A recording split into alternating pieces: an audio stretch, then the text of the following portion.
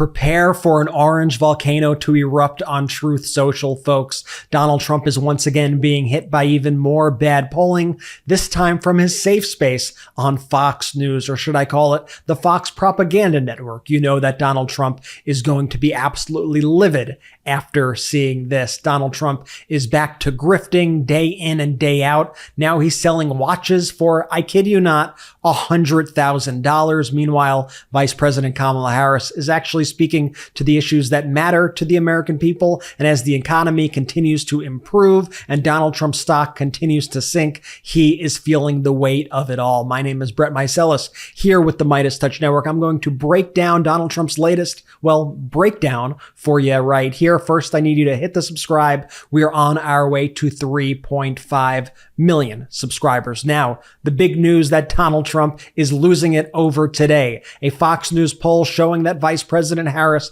is ahead of Donald Trump by 3 points in Georgia. And get this, Georgians trust Harris over Trump on helping the middle class by 7 points. That is an absolutely massive margin, all things considered. Now, let's look at the trend lines here. You could see how Vice President Harris continues to increase her lead over Donald Trump after coming from behind. Donald Trump had been ahead in Georgia for many months before this, and now you see Vice President Harris taking the lead in this poll. And this poll is pretty similar to other polls that we are seeing in various swing states. Let's look at the new Morning Consult Bloomberg poll that is driving Trump absolutely nuts. This one shows Harris up 3 in Arizona. In Georgia, they show it as a tie. In North Carolina, they show Harris up 2. In Nevada, they show Harris plus 7. In Michigan, they show Harris plus 3. In Pennsylvania, Harris plus 5. And in Wisconsin, Harris plus 3. Meanwhile, Donald Trump held this absolutely bizarre, he called it a press conference. It's really not a press conference, at his Trump Tower in New York. And as he asked questions while he was basically running away from the press after ranting and raving like the lunatic that he is, he was asked by a reporter if he was going to pull his endorsement of Mark Robinson. Here's what Donald Trump said. Are you going to pull your endorsement of Mark Robinson? I don't know the situation. Do you believe that you... Absolutely pathetic. And as you all know, New York City Mayor Eric Adams has been indicted on a variety of charges, and Donald Trump was asked about it, and he said the same thing that he said about Ghislaine Maxwell, quite frankly. He said, "I wish him well." Watch this.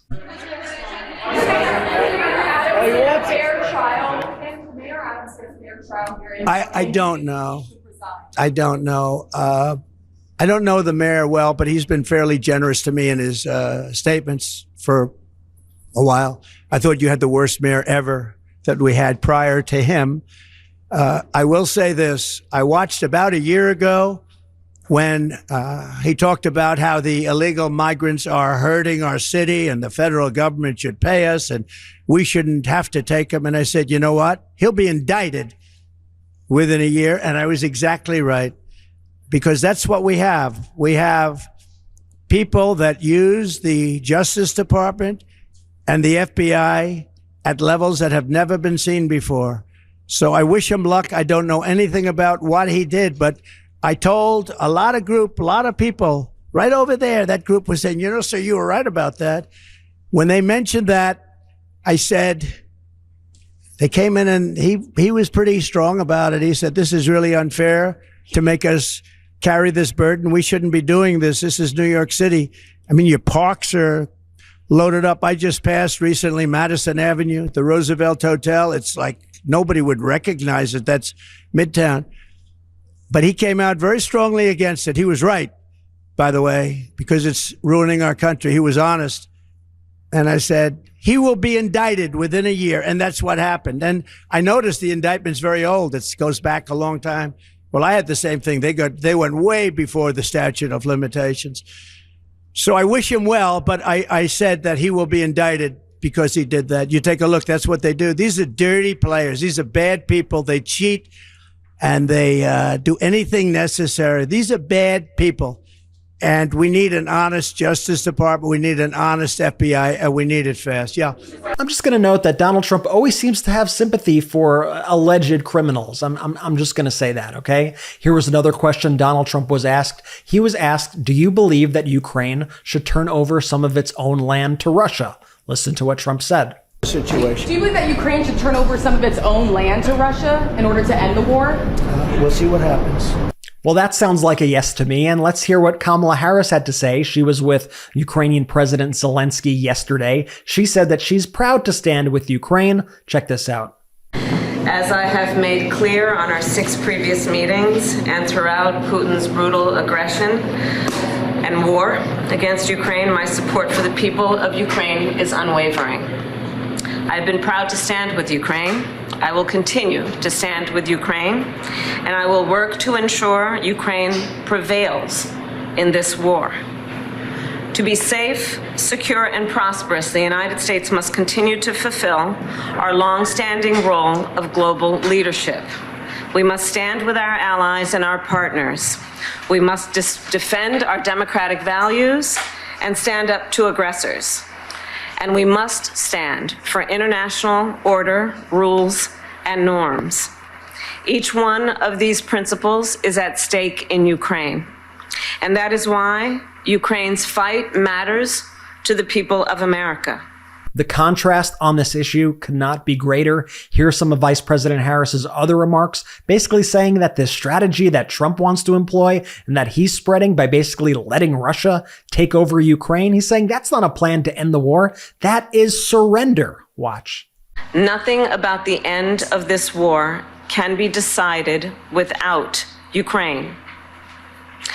However, in candor, I share with you, Mr. President, there are some in my country who would instead force Ukraine to give up large parts of its sovereign territory, who would demand that Ukraine accept neutrality and would require Ukraine to forego security relationships with other nations. These proposals are the same of those of Putin. And let us be clear, they are not proposals for peace. Instead, they are proposals for surrender, which is dangerous and unacceptable. And Mark Cuban has been hitting the interview circuit, making the case for Vice President Kamala Harris. And he brought up a really great point while he was speaking on CNBC. He was like, have you ever seen Donald Trump hire anyone who isn't his relatives? Like, watch this.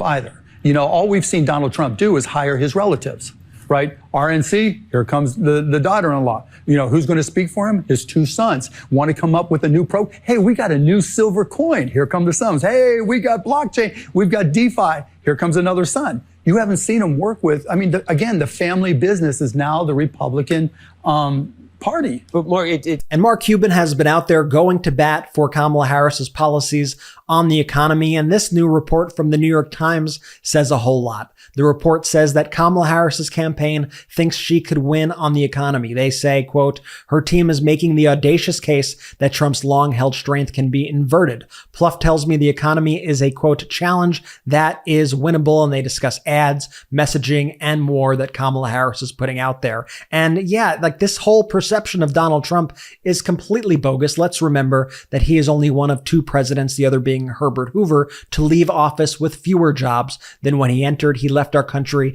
in an absolute catastrophe at the end of his term. Meanwhile, the economy continues to get better and better and better news. We've seen interest rates come down. We've seen inflation come down. And we just learned yesterday morning that the economy has grown by 3.2% per year during the Biden-Harris administration. And that's even stronger than previously estimated and better than the first 3 years of the Trump administration. That is absolutely massive economic news, which speaks to the success of the Biden-Harris record. Meanwhile, revisions of the U.S. economy are showing that actually there are higher revisions, upward revisions of previous reports. Here's a quote. Some of the hardlanders expected GDP to be revised lower.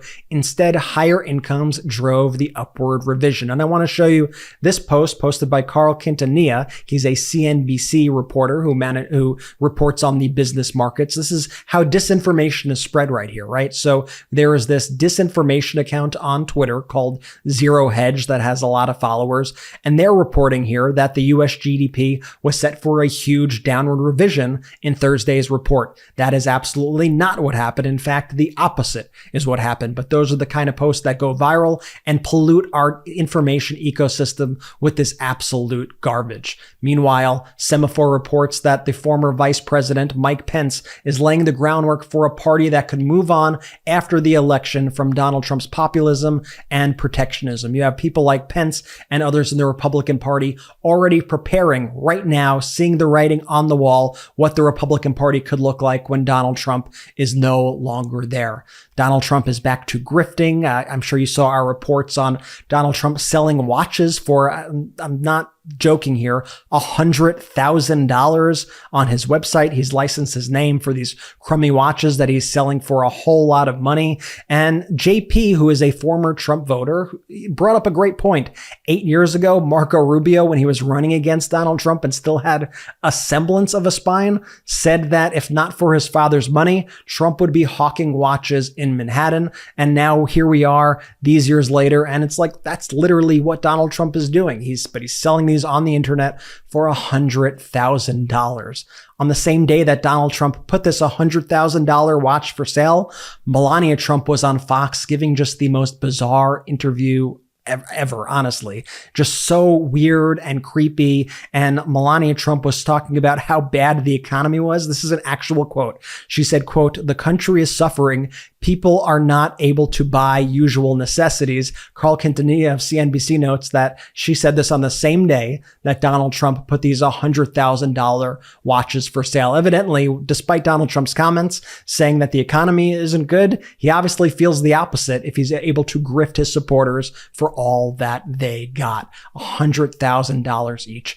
I'm not making this up, and I want to be clear that I'm not making this up. So let me show you the very real video that Donald Trump posted to advertise his latest scam. A scam in my opinion. Watch. Special. I think you're going to love it. My new Trump watches. We're doing quite a number with watches, and the quality to me is very important. The Trump Victory Tourbillon. This isn't just any watch. It's one of the best watches made. It's a tourbillon watch with almost 200 grams of gold and more than 100 real diamonds. That's a lot of diamonds. I love gold. I love diamonds. We all do. Only 147 of these extraordinary watches will ever exist in the world, and owning one puts you in a very exclusive club. I have watch number one, and I'm going to keep it. It's mine, and that's the way I want to have it. Each watch is numbered and extremely rare, a true collector's item, and it includes a personal letter signed by me. Get your Trump watch right now. Go to gettrumpwatches.com. It's Trump time. And Trump continues to make unhinged posts on his Truth Social media app, which is like completely failing, by the way. And we'll get into that in a bit. But we did our research here at the MeidasTouch Network, and you could read the story right now at MeidasNews.com or MeidasPlus.com, our new premium ad-free Substack, which I love all the reviews that we're getting. Thank you so much to everybody who is following our new Substack at MeidasPlus.com. Donald Trump shared Laura Loomer and her content a whopping 101 times. 101 times. Just let that sink in for a second. Donald Trump also keeps posting now. He's like incredibly mad that Kamala Harris keeps blaming him for IVF bans, which are a fault of his, by the way. Donald Trump writes, "Comrade Kamala Harris just put up an ad saying that IVF was banned in certain areas because of me. That is another lie. Just like her working at McDonald's was a lie. I have been totally supportive of IVF right from the beginning, and so has the Republican Party. You are lying, Donald Trump. Once again, you put in the justices that overturned Roe v. Wade that you say is a beautiful thing, and that led to IVF getting banned in certain Republican areas. That is on you. That is your fault. And your obsession with Kamala Harris working at McDonald's is just so utterly bizarre." Finally, months and months and months later, the New York Times is finally catching on. We could play this footage just as B-roll, but the New York Times put together a report saying Donald Trump is unfit to lead. Better late than never, I guess, but welcome to the club, New York Times, and I'm happy that the corporate media is finally taking notice. I said I was going to talk to you about Trump media and this failing Truth Social stock, which continues to reach new lows. Well, now that the lockup period is over and shareholders are able to dump their shares, shares. A major Trump media shareholder named UAV dumped more than 7.5 million shares. UAV is United Atlantic Ventures. It's a major shareholder in Trump media. They sold nearly 11 million shares according to this new regulatory filing. And this is a partnership of former Apprentice contestants, Andrew Latinsky and Wes Moss. They now own just 100 shares of Trump media. I think that shows you that all these people now are going to start offloading their shares, and they are going to leave the Trump supporters, the rubes, holding the bag and losing a whole ton of money.